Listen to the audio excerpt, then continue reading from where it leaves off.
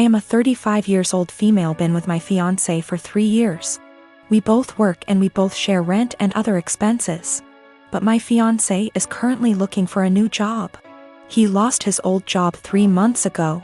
My family lives 30 minutes away, and although it's been difficult this year, I decided to get my brother, who has a chronic condition and struggled a lot lately and was in the hospital for a few days for anemia. The one thing he's been wanting for some time. I got him an Xbox that cost me $300. He was so happy, and I'm glad I was able to cheer him up during those times. My fiancé received a few gifts from his family, but he wasn't happy with any of them. I got him a perfume and he liked it. We were visiting my family and we had dinner with them. My fiancé looked at the Xbox I got for my brother and didn't stop talking about it. My parents noticed. I told him to stop complaining about what he got / didn't get this year. That made them uncomfortable, especially since they've been dealing with my brother's health issues and needed to relax. We got home and my fiancé took something from the closet and left for about an hour. I was asleep when he came back. In the morning, I was surprised to find my brother's Xbox in the closet. I woke him and asked him about it. Turned out he dropped me off, drove back to my family's house, and exchanged the gift his aunt gave him, a $14 fancy pen, with my brother's Xbox. He said that my brother was happy to exchange gifts. I was so mad. I told him this wasn't for him, and he basically took something that is not his. Not to mention a pen for an Xbox. That's ridiculous. He told me that maybe I shouldn't have spent $300 while trying to pay for rent. I told him as long as I can pay rent, that's not a problem, and that he needs to find a job if he thinks my money isn't enough. I called my mom and I found out that they didn't actually exchange gifts. My fiancé pressured my brother into giving him his Xbox. I was livid and so mad. I told him to take the Xbox back to my brother, but he said it was between him and my brother, but I insisted. He refused, so I ended up taking it myself. My fiancé argued when I took it and said that I was pressuring him and treating him poorly and have no respect for his feelings. I told him he was wrong to make my brother give him his gift and causing him stress and ruining his joy. I apologized to my brother and my parents, and I felt awful because of how my fiancé behaved. My fiancé isn't talking to me, saying that I have no consideration for his feelings and not understanding how he feels, not having money to buy himself the things he likes. I'm surprised because he has never done anything like this before. I get that he's struggling with finding a job, but this is not an excuse. I was born when my parents were both 19, and my only other brother, let's call him Josh, was born when they were 42. They divorced shortly after Josh was introduced to the world. He was 4 months old at the time, and they both wanted nothing to do with the child. At the time, I was 23 and I was living alone with my then girlfriend, who was 21, now my wife. And I'd done my best to convince at least one of them to take care of young Josh for his sake and the family's sake. But they refused adamantly and said that I should be taking custody of him instead. So I became legal guardian of my brother, and he's been living with us for the past 12 years, and things have been going really smooth for us. Josh, now almost 13, has been calling me Dad and my wife Mum and our 2 children, 4, 9 years. His siblings, and he has absolutely no idea about his real parents, and to be honest, I let all of that slide. He has no idea that I'm really his blood brother and not his father, and I'm starting to feel guilty and a little weird. Some of my uncles and aunts come to visit occasionally, and they are really disgusted at the fact he calls me Dad, and they are surprised I haven't told him the truth. They constantly messaged me, talked to me in private, and I cannot chat to them without this one particular topic rising up, badgering me to let him know already, but I refused. I discussed this with my wife, and she thought it would be wrong to tell him the truth because none of my parents wanted to take care of him, and I'm the only person in the world who gave him the father figure everyone deserves. I feel that he has the right to know what he is to me and what I truly am to him. But he's suffered enough already, and I just want things to continue how it is. I have a friend from high school who has a teenage daughter that recently started having fainting spells. I remembered that my nephew had this issue as a child and texted in Messenger to ask my older sister about what they found out about him and if it sounded like my friend's daughter. I asked via text because she is pretty busy. She answered that he still has it and it's a condition he has with anxiety and it overwhelms his heart sometimes. An hour or so later she started talking, again, via text, about how her son and daughter, both young adults now, are mentally handicapped and have psychotic episodes.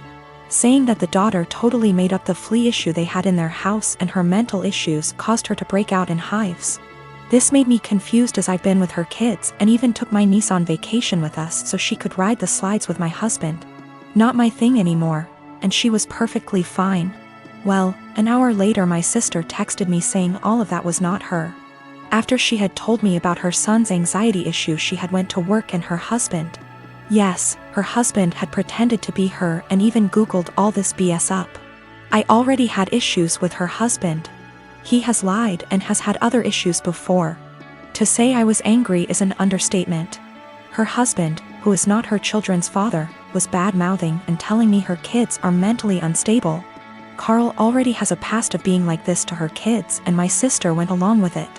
I told her, that was it. I'm done. I went no contact for the past month, although I kept in touch with the kids. She has a younger son, age 15. And he does not get along with her husband, either.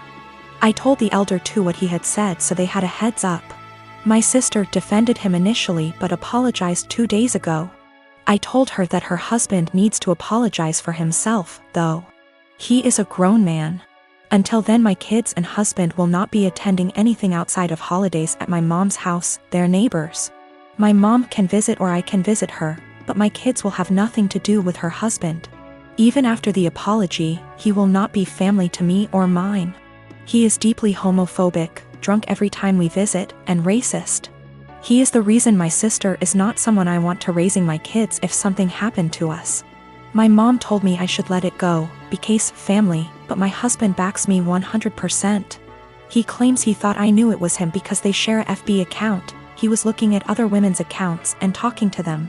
So my sister insisted they share an account so he would not do that. Even if it were him not pretending to be my sister, he was spreading lies about two people I care for deeply.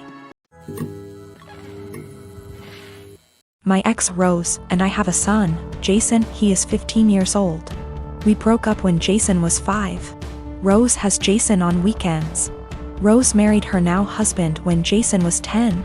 Her husband has 2 children, they are 17 and 16 and live full-time with them. Jason has a few chores when he's with them and easily takes care of them, while his step-siblings don't do theirs and Rose take care of them. This has been the only point of contention between our son and her. He has talked with her and even went to therapy. It was when Jason was 12 when we switched days. We stayed like that for a year and a half, but since things never really got better, we went back to our initial agreement. The situation is still the same and a year ago Jason came to me complaining about it. I had run out of things to say to him when it comes to this subject, so I threw almost the same pep talk my old man said to me when I was about the same age as him. I told him that I understand that it sucks. While they can't do anything, you can do everything.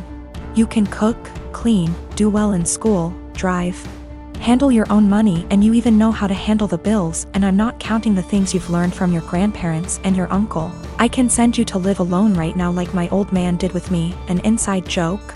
And I wouldn't worry because even if you don't know how to do them, you take the time to learn. You are already ahead of many kids your age, even ahead of some adults. Do your part, and as long as she doesn't make you do their chores, let your mother take care of it. Just focus on spending time with her the way you've been doing so far. The world is going to hit your step-siblings hard one day. Jason took it well and things have been going well until yesterday. He went out with his mother and when they returned, they found their house a complete mess. I don't know what they did, but it was bad enough that Rose snapped and finally forced them to clean the house. The kids tried to get Jason to help them because they were struggling, but he refused, claiming it wasn't his mess. They kept nagging him and Jason told them that I was right, they are really useless.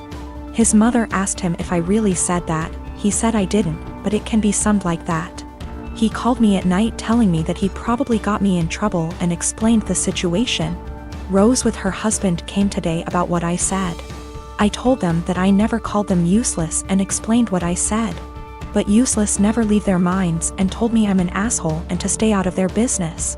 Rose and her husband comments were more about her kids, who I don't care. But when it comes to my son, of course I will. Jason wasn't standing there looking smug and calling them useless. He was in his room minding his business. The constant nagging and his mother's inability to stop them make him snap. That's when he called them useless. He knows he should ignore them or be more tactful, but I get it, his patience has limits just like everyone else. He apologized to his step-siblings before he came back to my house yesterday. He also apologized to me for kinda throwing me under the bus, but I told him it was unnecessary, everything cool between us. Why did he keep going to his mother? He wanted. Last year he was on the fence about going back, but after our talk, he finally accepted that his mother wasn't going to change and he decided to work around that because he still wanted a relationship with her. Their relationship actually got better, but after what happened, their relationship is going to change. We have to wait if it is for better or for worse. Him and I talked and he's still thinking about what to do, but he says that he'll probably do what he had planned last year. He will spend time with her but will not go to her house anymore.